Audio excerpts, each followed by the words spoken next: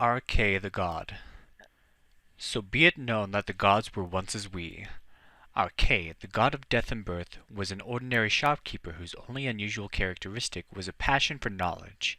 To indulge his hobby, he became an avid collector of books on almost any subject he could find in print. One day he stumbled across a tome which purported to tell the secrets of life, death, and the purpose of existence. After months of studying the convoluted logic written in opaque language, he thought that he was finally beginning to understand what the author was saying. During this time he became so intent on understanding the book that he ignored everything else. His business started to slide towards bankruptcy. His few friends stopped visiting him. He ignored the plague which was ravaging the town, and his family were ready to leave him. Just as he felt that the book was opening visions of new worlds, the plague brought him low. His family tended his illness out of a sense of duty, but he slowly sank towards death.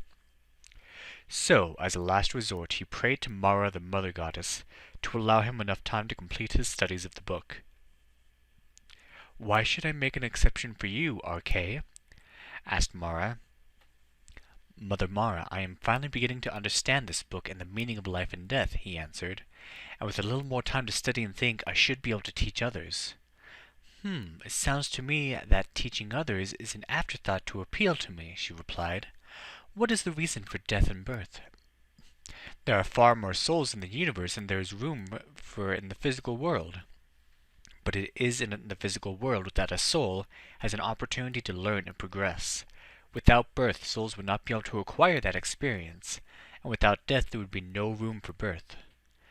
"Not a very good explanation, but it does have elements of truth. Maybe with more study you could improve it," she mused. "I cannot give you a little more time. I can only condemn you to eternal labor in the field you have chosen. How say you to that?"